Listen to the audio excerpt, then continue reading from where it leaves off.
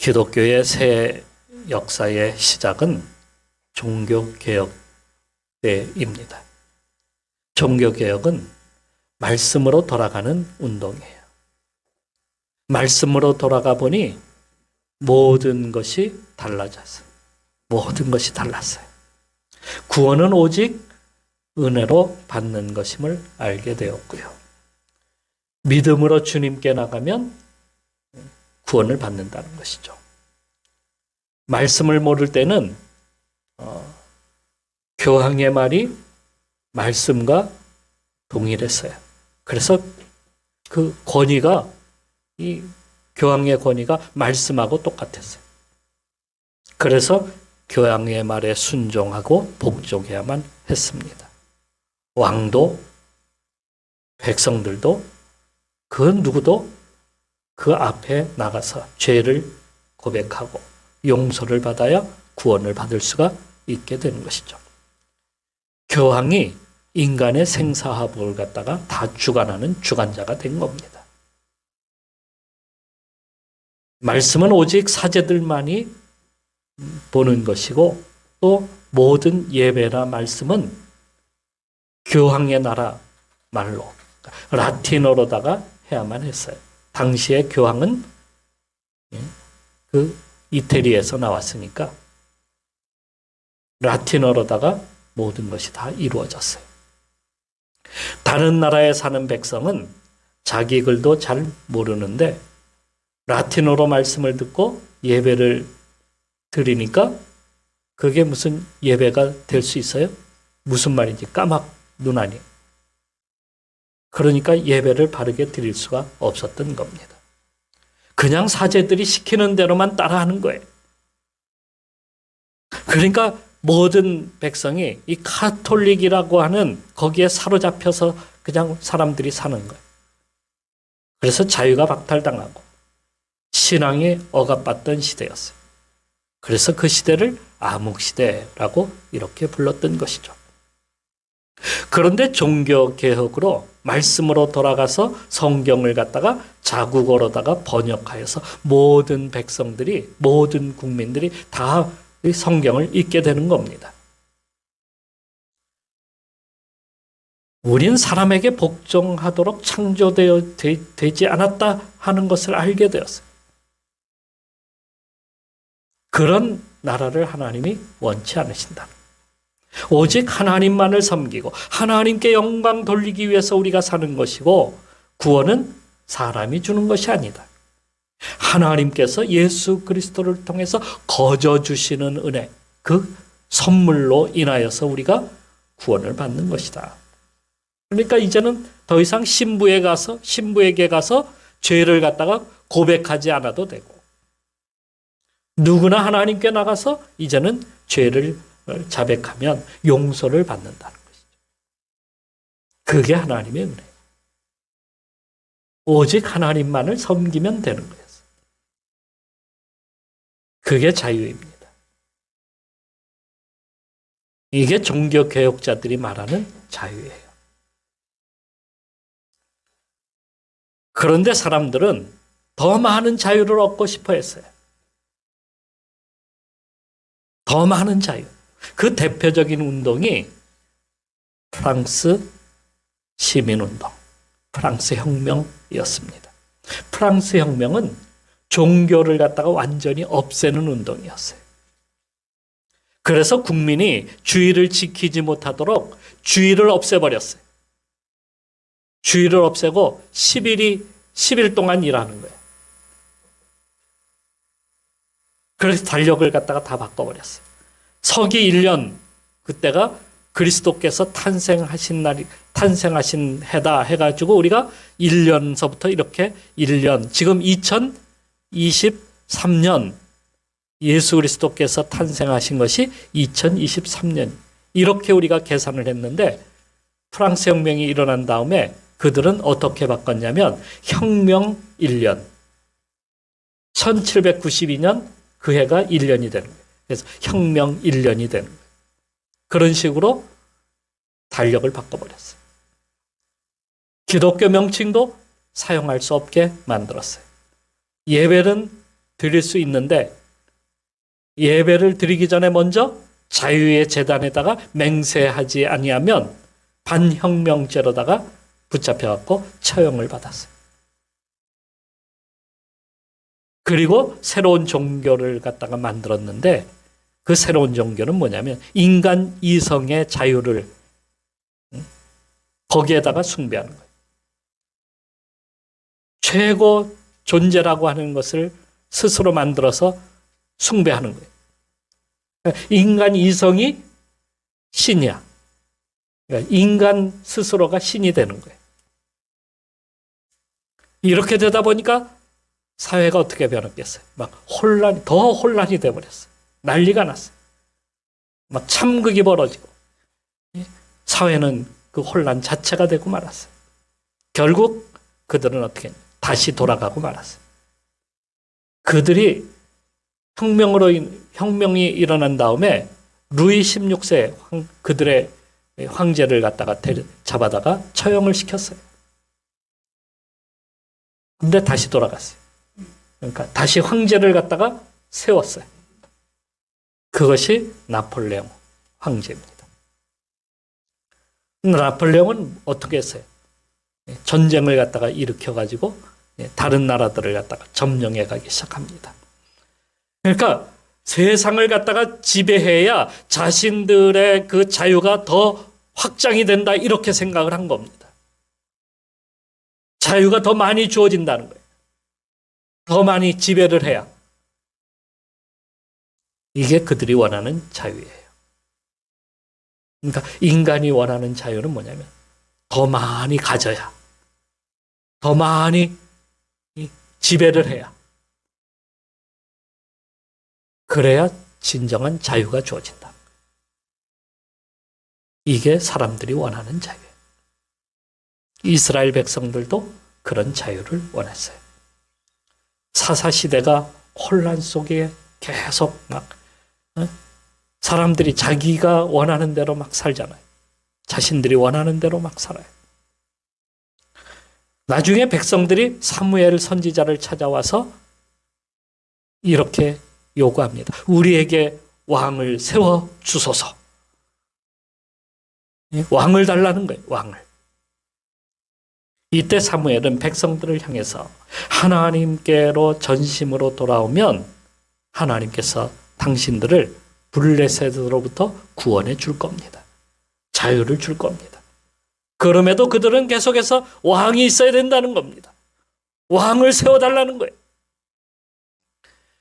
이런 백성의 말에 하나님은 이렇게 그들에게 말씀하셨어요. 이는 그들이 너를 버림이 아니요 나를 버려서 자기들의 왕이 되지 못하게 함이니라.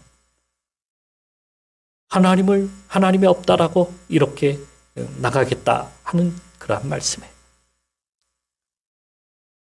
사무엘이 왕을 요구하는 백성들에게 여호와의 말씀을 또 전하게 되었는데요. 이렇게 쓰고 있습니다. 너희를 다스릴 왕의 제도는 이러하니라.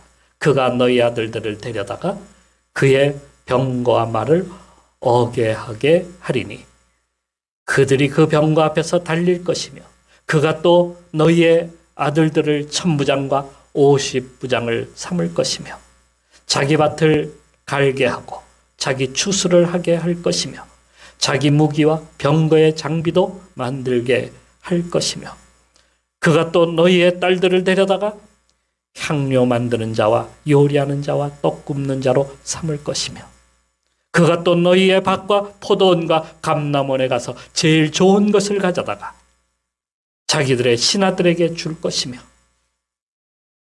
그가 또 너희의 곡식과 포도원 소산의 11조를 거두어 자기의 관리와 신하들에게 줄 것이며 그가 또 너희의 노비와 가장 아름다운 소년과 나귀들을 끌어다가 자기 일을 시킬 것이며 너희의 양떼의 10분의 1을 거두어 가리니 너희가 그의 종이 될 것이라. 그러니까 신분제도가 생겨나게 되고 문제는 백성들은 왕의 종이 된다. 노예가 된다. 이 말씀을 하고 있는 겁니다. 이 무서운 말씀을 하고 있는 거예요. 왕은 나라의 주인이 됩니다. 왕은 그 나라의 신과 같은 존재가 됩니다. 왕에게 복종해야 되고 왕에게 모든 것을 바쳐야 합니다. 자유가 박탈이 돼버리는 거예요. 그럼에도 백성들은 왕을 달라고 외쳤어요. 우리에게 왕을 주소서. 그러니까 이게 무슨 말이냐면 세상을 갖다가 지배하고 싶은 마음이 생긴 거예요. 왕이 나가서 세상을 갖다가 점령해 나가서 세상을 지배하는 그러한 사람들이 되고 싶었던 겁니다. 그런데 우리나라 조선은 양반의 나라라고 그렇게 불렀어요. 왕과 신하가 공존하는 나라. 좀 달랐을까요? 그런데 그 밑에는요, 종과 노비가 있는 나라예요. 양반이 있으면 반대로 종과 노비가 있는 그러한 나라라는 사실입니다. 노라고 하는 것은 남자 종을 이야기해요. 비라고 하는 것은 여자 종을 갖다가 이야기해요. 그래서 노비는 노예예요. 그래서 노비라고 그렇게 부릅니다. 고려시대에는 노비나 종의 개념이 이게 없었어요. 그러니까 사고 팔 수가 없었기 때문에 그냥 가서 일하는 일꾼 정도였어요. 그런데 조선시대 유교 주자학이 이것을 갖다가 통치 개념으로다가 나라의 말하자면 어떤 종교적인 것으로다가 그렇게 숭배하면서 노비를 사고 팔기 시작을 했습니다. 거기에 세종대왕 때는 노비와 결혼하는 누구든지 양민이든 노비든 다 노비가 되어버려요. 낳은 자식들도 다 노비가 돼. 대대로 노비가 되는 거예요. 그러니까 노비가 막 기하급수적으로 막 늘어나기 시작을 했어요. 그래서 백성의 절반이 그 시대의 인구의 절반이 노비가 되어버렸어요. 그러다가 그것이 17세기 정조대왕 때에 양민과 결혼하는 노비는 더 이상 노비가 되지 않고 자유인이 된다. 선포를 해버렸어요. 여자 중에 한 사람만 노비가 돼요. 그래서 노비의 숫자가 점점 줄었고 조선시대 말에는 노비 해방을 하였습니다. 그러니까 노비가 양반들의 재산이었어요. 노비 한 구, 사람을 갖다가 구라고 그랬어요. 노비를 한 구에 50냥. 그러니까 엄청난 재산이에요. 그러다가 나중에는 노비의 그 가격이 점점 떨어졌어. 노비가 사라지니까. 그래서 10냥. 재산도 아니에요. 하지만 노비 해방을 했다고 노비가 사라졌느냐? 사라지지 않았어요. 이유는 경제적으로 해방이 돼야 되는데, 경제적으로 자유를 얻어야 되는데 자유를 얻지 못하는 거예요. 그래서 노비에서 해방을 받았지만은 형편은 더 어려워졌어요. 계속해서 모든 것들은 다 누가 가지고 있으니까. 다 양반들이 다 가지고 있으니까. 그러다 보니까 주인을 떠나지 못하고 주인을 계속 섬겨야 되는 그런 상태가 계속 지속이 되었어요. 해방을 받았지만 과거로 거꾸로 돌아가 종으로 사는 것을 자기 팔자다. 자기 본복이다. 이렇게 여겼어요. 종이 되면 이름도 없었어요. 그냥 개똥아, 돌쇠야, 시어라, 삼어라. 이게 무슨 말이냐면 이게 개만도 못해. 짐승만도 못해. 노비가 되면 짐승만도 못한 이름을 가졌어요. 그래서 이름에 돌쇠. 돌쇠는 이게 뭐라고 하는 거예요? 이게 소를 이야기할 때 돌쇠. 개똥이. 다 그런 이름들이에요. 그러니까 얼마나 불쌍하게 살았어요. 사람도 아니에요. 죽어도 노비야. 이거는. 우리는 과거에 그렇게 살았어요. 노비가 되어서 사람이 사람을 섬겨야 되고, 아니면 자기 백성을 노예로 삼아서, 양반들은 그렇게 살았어요. 자기 백성을 노예로 삼는 그러한 악한 백성으로. 이게 양반이었어요. 그런데 하나님께서 우리에게도 놀라운 개혁이 일어나게 하셨어요. 마치 유럽 중세의 그 종교개혁처럼 말입니다. 그것은 바로 우리에게 하나님 말씀이 들려지기 시작을 한 거예요. 선교사가 들어와서 교회를 세우고 말씀을 갖다가 읽게 했어요. 그동안은 우리가 글을 몰랐어요. 글을 모르니까 그렇게 된 거예요. 글을 알면은 자꾸 반항하고, 글을 알게 되면 자꾸 저항하게 되고, 그러니까 아예 글을 못 읽게 했어요. 그런데 성경이 나오면서 사람들에게 글을 가르치고 말씀을 보게 하기 시작한 거예요. 하나님을 섬기면 진정한 자유가 주어진다는 것을 알게 된 겁니다. 그러니까 성경이 우리말로 번역이 되고 그것을 읽기 시작하면서 우리가 한글을 깨우치기 시작했어요. 그 말씀은 놀랍게도 우리에게 구원을 가져다 주는 복된 말씀이라는 것을 처음부터 이거를 배우기 시작한 거예요. 아, 하나님의 말씀은 복된 말씀이구나. 하나님의 말씀은 구원을 가져다 주는 말씀이구나.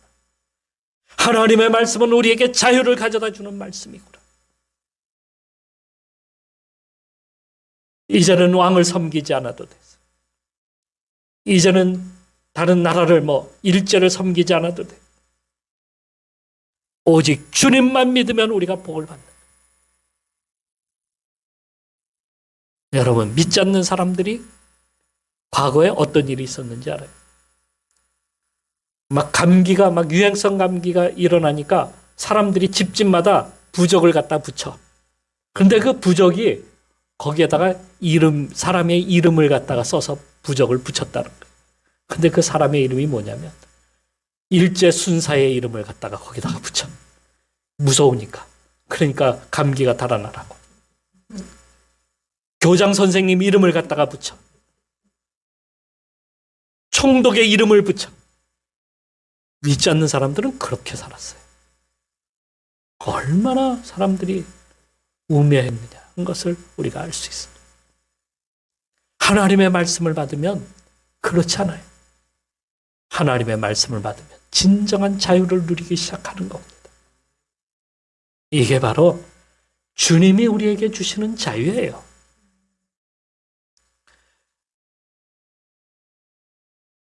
주님 앞에서는 우리 모두가 죄인이며 또 구원받아서 하나님의 자녀가 되는 거예요.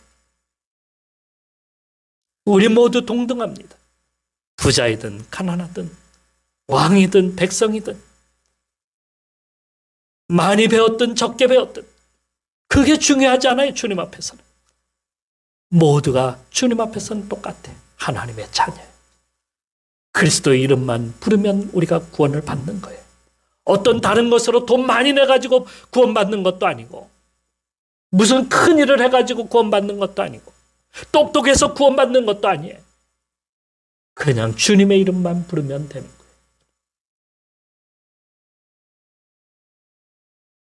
어떤 조건이 있는 것이 아닙니다. 그것이 따르잖아요. 누구든지 주님 앞에 나오기만 하면 됩니다.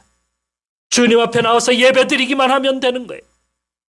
그러기에 자유를 얻는 우리가 어떻게 행해야 될지를 오늘 본문에서는 자세하게 말씀하고 있습니다. 먼저는 자유를 위해서 부르심을 받았음을 항상 기억해야 된다는 사실이에요. 우리에게 주신 자유는 주님께서 섬김에서 시작이 되셨어요.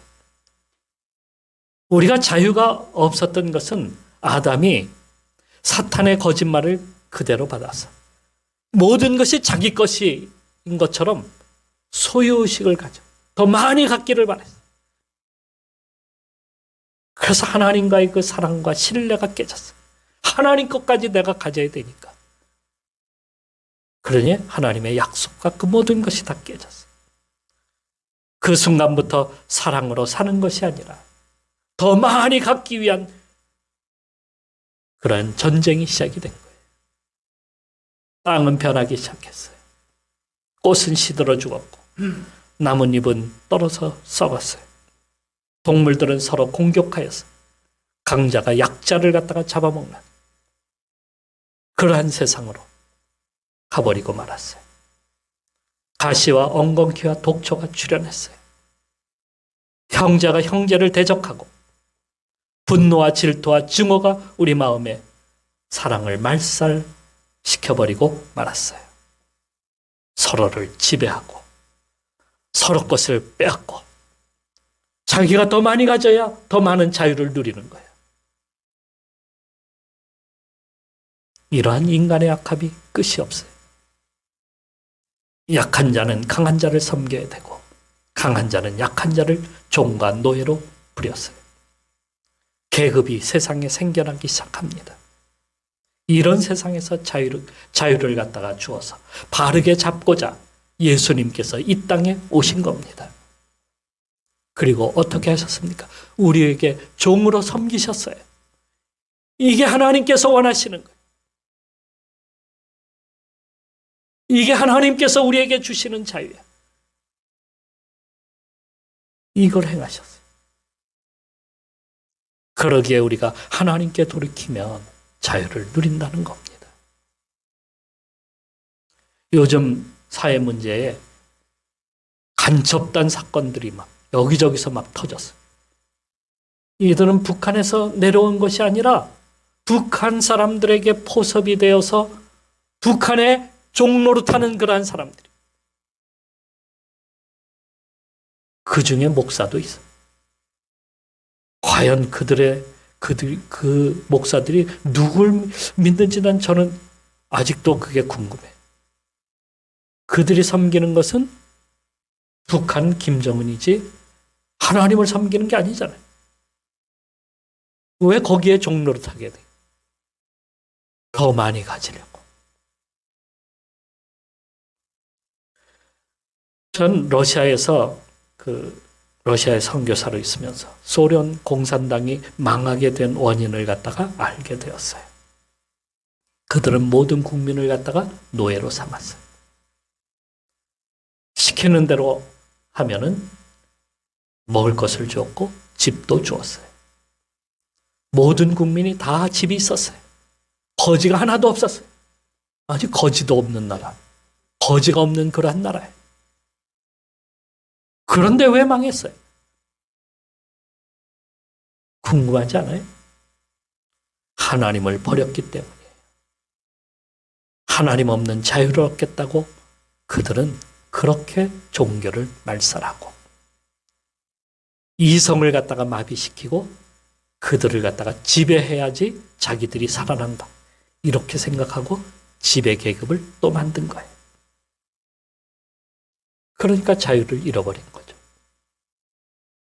자유가 주어졌는데 더 큰 것을 얻으려고 남에게 해를 끼쳐서는 안 된다는 말씀을 오늘 여기에서 하고 계셔요.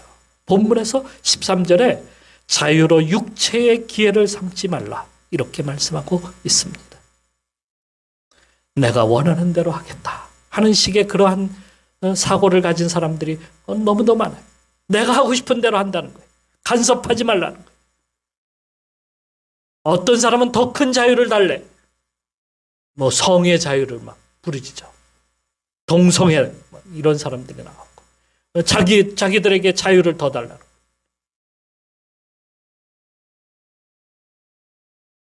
그 사람들이 세상에 더 많아져야 된다는 거예요. 세상을 가득 그 사람들이 채워져야 자기들이 진정한 자유를 얻는다. 또 하나님 간섭받지 않는 것을 진정한 자유라고 그렇게 생각해요. 그런데 여러분, 우리가 어디서 왔는지를 우리는 스스로 알아야 됩니다. 마치 부모가 있는데 부모를 좀 치워달라고 하는 그러한 자식들과 같은 거예요. 주님 안에서 더 나은 자유는 없습니다. 주님은 우리에게 자유를 주셨어요. 그러므로 아들이 너희를 자유케 하면 너희가 참으로 자유하리라. 주님께서 자유를 주셔야 된다는 말씀이에요. 마지막으로 사랑으로 종노릇해야 된다라고 말씀하고 있습니다. 주님은 십자가를 지시기 전에 제자들과 마지막 식사를 나누셨어요. 그리고 식사하신 후에 대야에다가 물을 가져다가 제자들의 발을 직접 하나씩 다 씻겨주옵소서. 그러면서 말씀하시기를 너희도 가서 이와 같이 행하라 하셨습니다. 그 전에 제자들은요, 높은 자리에 가고 싶어가지고 대접받고 싶어서 막 그렇게 안달이 난 제자들이 많았어요. 그래서 서로 싸웠어요. 주님께서는 섬김받기보다는 또 대접받기보다는 주님은 섬기려고 오셨어요.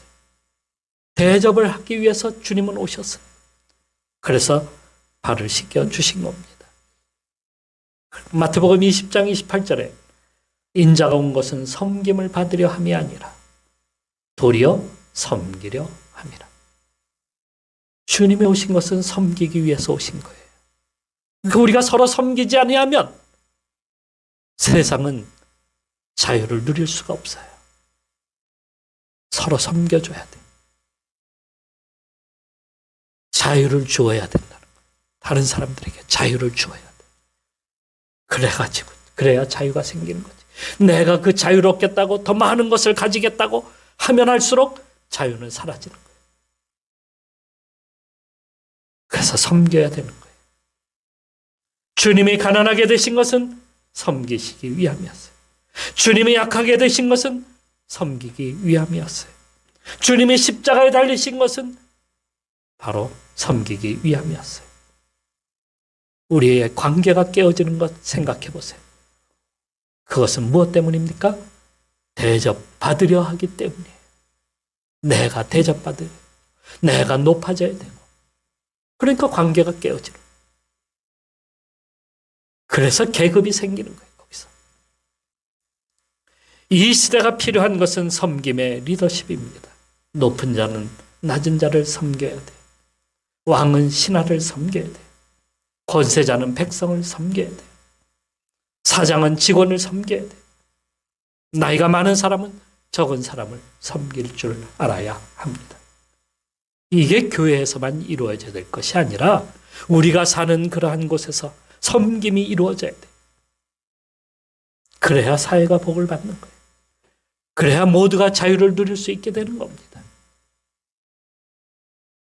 그런데 여러분, 예배가 무너지면 자유가 무너져요.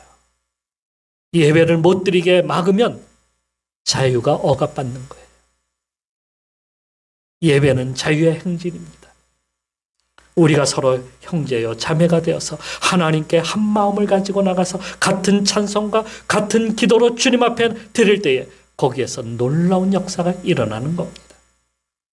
하나님의 사랑을 깨닫는 거예요. 주님의 섬김을 배우게 되는 겁니다. 그래서 예배의 자리로 나와야 합니다. 믿음의 선조들은 제일 먼저 예배부터 시작을 했어요. 어디를 가든지 예배부터 시작을 했어요. 그러기에 모두가 우리가 자유의 부르심을 받은 자임을 우리는 명심해야 된다는 사실입니다. 육체의 종노릇하지 않기 위해서는 주님께 예배를 드려야 돼요. 자유를 누리며 진정한 자유인의 삶을 살아서 이제는 우리가 세상에 자유의 열매를 퍼뜨려 나가고, 그래서 모든 세상이 참 자유의 그러한 세상을 살아가야 합니다. 오늘 우리는 예배자로서 나갈 때에 주님께서 우리에게 진정한 자유를 주신다는 사실을 다시 한번 깨닫고 이 자유를 온 세상에 퍼뜨려 나가는 성도로 살아가도록 합시다. 기도하겠습니다.